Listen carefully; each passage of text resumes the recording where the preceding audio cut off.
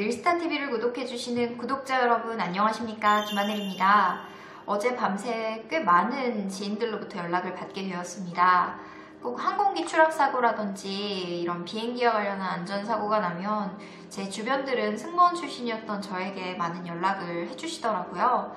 지금 앞으로 여행을 잡고 있는 분들도 내가 지금 비행기 타도 괜찮은 건지 너무 불안하다라는 이야기를 많이 해주셨는데요.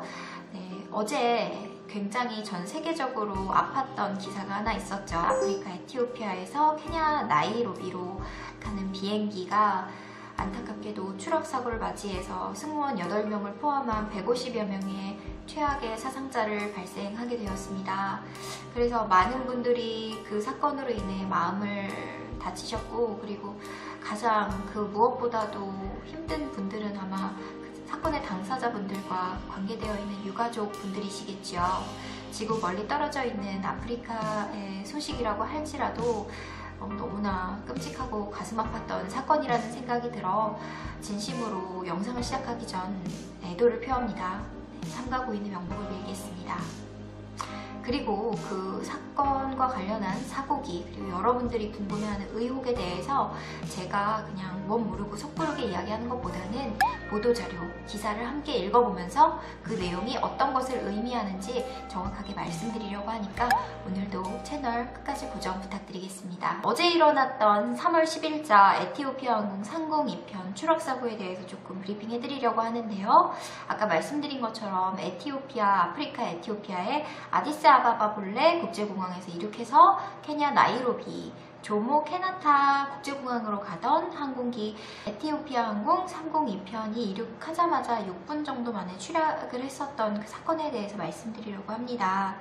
항공기에는 승객과 승무원을 포함해서 총 157명이 탑승을 하고 있었는데요.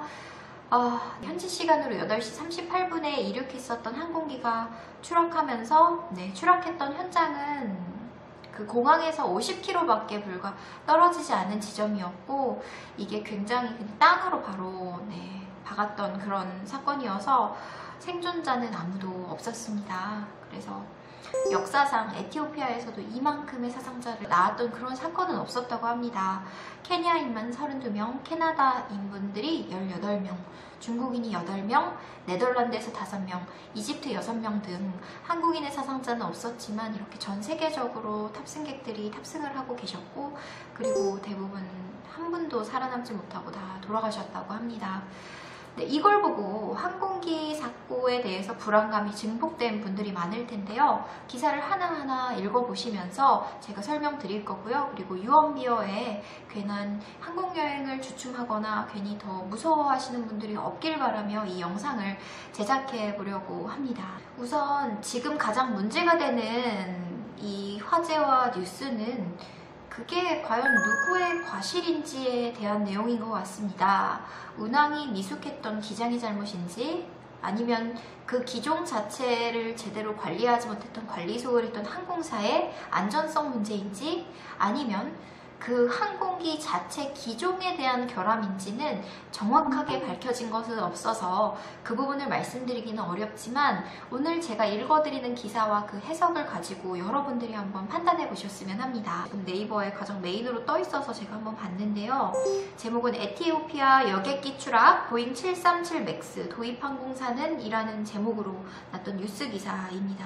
에티오피아 여객기 추락 사고로 탑승자 157명이 전원 사망한 가운데 사고 기종인 보잉 737 맥스에 대한 안전성 우려가 높아진다고 하고 있다. 무엇보다 4개월 전인 지난해 10월 말에도 기억나시나요? 같은 기종의 여객기가 추락을 했었던 사고가 있었지요. 그때는 저가 항공사인 라이언에어라는 곳이 항공기종에 대해서 제대로 파악하지 못하고 제대로 설비를 하지 않았냐라는 그런 의혹들로 조금 기종에 대한 의혹은 많이 없었는데, 이번에 났었던 그 사고기 사건이랑 굉장히 유사성을 보이면서 이 부분에 대해 사람들이 그냥 방치하고 있을 수 없다 하면서 이런 기사들이 난 것 같습니다. 자, 내용을 한번 제가 전달해 드리도록 할게요. 지난해 10월 29일, 5개월 정도 전이죠. 추락해서 탑승자 189명이 모두 숨진 사건이 있었는데요. 이때도 보잉 737 맥스 8이라는 신기종에서 사고가 났습니다. 사고 과정에서도 유사성이 있다고 전하고 있네요. 기사 본문에서는 라이언 에어 사고 때는 이륙 13분 만에, 에티오피아 항공의 경우는 이륙 6분 만에 여객기가 추락했다고 합니다. 실제 그 유족자들의 그런 인터뷰를 봤을 때 그 아프리카에서도 내가 아직 그 가족을 마중 나가기도 전이었었던 그 이륙 후 정말 6분 만에 사고가 나서 정말 어이없고 참담한 심정이다 라고 이야기를 하셨던 내용을 보면서 가슴이 아팠는데요. 보고서에 따르면 당시 라이언에어 여객기가 새로 설치한 실속 방지 센서가 오작동을 일으켜서 고도를 잃게 되었고, 그래서 이게 자꾸만 위로 올라갔다 내려갔다를 수직 상승과 수직 낙하를 반복하면서 그 양상을 보였다라는 내용이 있었고요. 조종사는 고도를 더 높이기 위해서 사투를 벌였지만 추락을 막지 못한 것으로 드러났다라는 그런 5개월 전에 사고 보고서에 대한 경위 내용을 한번 같이 살펴봅니다. 그러나 또 영국 일간 더 타임스에서는 거기 일요판에 더 선데이 타임스라고 있어요. 거기서 보잉 측은 새 실속 방지 장치를 사고의 주요 원인으로는 보고 있지 않다라는 내용이 있어서 사실 뭐가 정답인지는 확인해 볼 수 있는 길이 없었습니다.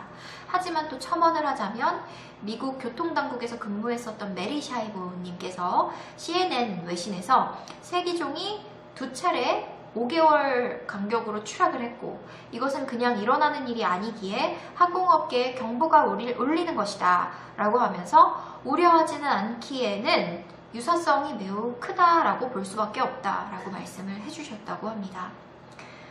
네, 현재로서는 우연 같다라고 이야기를 하는 CNN의 앵커, 그리고 메리 샤이보님 같은 경우는 그래도 우려하지 않기엔 유사성이 크다라고 이야기를 하기 때문에 실제로 어떤 말을 믿고 판단해야 될지는 이 기사를 읽는 이의 입장에서 받아들여야 될 것 같습니다. 굉장히 지금 항공기 기종에 대한 그 맥스 8에 대한 신뢰도가 바닥을 치고 있다라는 기사였습니다. 그래서 만약 조사 결과 기체 결함으로 인한 사고로 밝혀질 경우 미국의 여객기를 제조하는 회사인 보잉사는 큰 타격이 예상된다라고 덧붙였고요.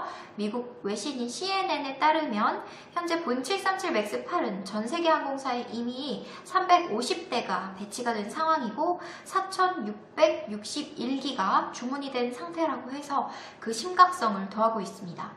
그렇다면 여러분은 이런 생각이 드실 거예요. 아니 그럼 우리가 기존에 타던 보잉의 그 737 기종이랑 보잉 737 맥스 8 기종은 도대체 뭐가 다르고 우리는 어떻게 구분을 해야 할까? 그렇게 생각을 하실 텐데요. 보잉 737 800 기종의 업그레이드판이 보잉 737 맥스 8 기종입니다. 절대 여러분들 이거를 혼돈하셔서는 안 돼요. 그 보잉 737 800은 사실 예전부터 정말 오랫도록 안전하다라고 생각하면서 저희가 늘상 타왔던 항공기 기종이고요. 이번에 문제에 대해서 그것도 확실하게 문제다라고 하지도 않았지만 문제로 좀 드러나고 있는 그 항공기 기종은 보잉 737의 맥스 8이라는 기종입니다. 날개 폭이나 전장 이런 최대 좌석들은 크게 다르진 않지만요. 좌석이 예전보다 지금 예전에 189석을 배치했다면 지금 210석까지 맥스 8을 타게 되면 배치가 가능하니까요. 약 30석 정도 더 승객을 태울 수가 있어서 조금 더 저렴하게 가성비 좋게 운영을 할 수가 있다는 부분이 있고요. 최대 항속거리가 예전에 737-800 기종 같은 경우는 5,436km 정도 나를 수 있었다면 이번 문제가 되는 737 맥스 8 기종은 6,570km 정도로 약 1,000km 이상, 그러니까 약 2시간 정도를 더 길게 날 수 있다는 장점이 있어요. 그래서 항공사에서도 이거를 도입을 하려고 하셨던 거고, 특히나 첫째도 둘째도 안전인 이스타항공을 비롯하여 티웨이, 제주, 대한항공까지도 이런 항공기를 계속 들여오고 쇼핑을 해오는 거죠. 정비의 불편함이 굉장히 많이 개선이 되어서 737 맥스 8은 사실 되게 주목을 받고 있는 항공기입니다. 높은 연료 효율성뿐만 아니라 운항거리가 길어지면서 승객 수요 시장을 예전에는 딱 단거리, 중거리까지만 갈 수 있었다면 이제는 중장거리까지 커버할 수가 있게 되어서 우리는 저렴하게 더 길게 갈 수 있었던 아주 고마운 항공기였죠. 사고만 나지 않았다면요. 그리고 기존의 기종 737-800이랑 거의 외관이 비슷해서 70% 이상은 부품이 호환이 가능하기 때문에 경비 처리도 굉장히 경제적이고, 그리고 정비할 수 있는 그 주기도 예전보다 좀 더 길어져가지고 안전성에서 운영을 하는 데 있어서 항공사 입장에서도 굉장히 좋았고 고마웠던 그런 항공 기종이었는데요. 근데 지금 이게 지금 문제가 되고 있어서 많은 항공사, 국내 항공사뿐만 아니라 그리고 또 보잉사까지 많은 타격을 받을 거라는 생각이 아무래도 듭니다. 그렇다면 보잉 737-800은 안전한가요? 또 보잉 737과 관련한 것은 모두 안전하지 않은 거 아닌가요? 라고 물어보실 수도 있는데요. 이 보잉 737 기종과 보잉 737 맥스 8 기종은 아까도 말씀드린 것처럼 엄연히 다른 기종입니다. 그래서 737-800 같은 경우는 전 세계적으로 아까도 말씀드렸듯이 베스트셀러의 기종이며 국내에서 많이 탑승하셨던 그 기종이라는 점, 그리고 또 737-900, 737-900ER 이런 것들은요 737 맥스 8과는 전혀 상관이 없는 기종이기 때문에 그 기종이라고 해서 여러분들이 갑자기 불신을 하거나 그러실 필요는 없다라는 제 개인적인 사견도 덧붙여보고 싶습니다. 사이트 유용한 거 하나 소개해 드릴게요. SEATGURU라는 사이트가 있습니다. Seat Guru이죠. 그래서 거기 들어가셔서 항공사 이름과 그 날짜 그리고 편명 입력해 주시면 되고요. 이 편명을 모르실 때에는 어디서 출발하는지에 대한 도시 영문으로 써주시고, 그리고 도착지도 영문으로 써서 find 검색하시면 보유 기종부터 시작해서 그날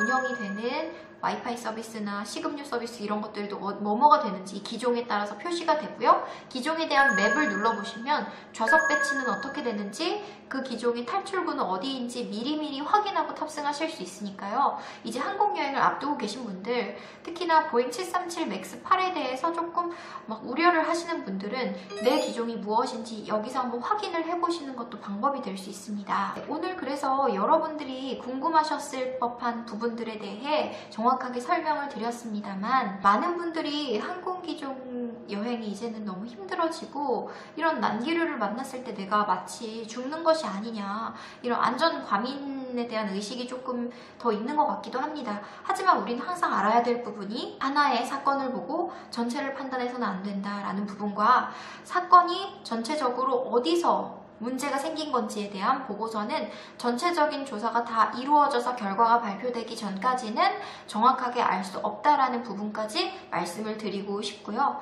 그리고 여러분들이 비행기를 타서 사고가 날 확률, 지난번에도 말씀드렸지만 자동차를 타거나 택시를 타거나 버스를 타는 것보다 훨씬 더 안전하니까요. 너무 걱정을 하지 마시고 지금 항공여행을 앞두고 계신 분들은 마음 조금 놓으시고요. 편안하게 탑승하셨으면 좋겠습니다.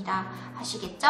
늘 하늘 위에서 고생하시는 우리 기장님, 부기장님들, 그리고 객실 승무원 분들, 그리고 항상 출장이 잦으신 해외 출장객, 그리고 프로 여행객들, 다들 마음 조금 놓으시고 더 안전하게 비행하시기를 항상 바라고 기도하겠습니다.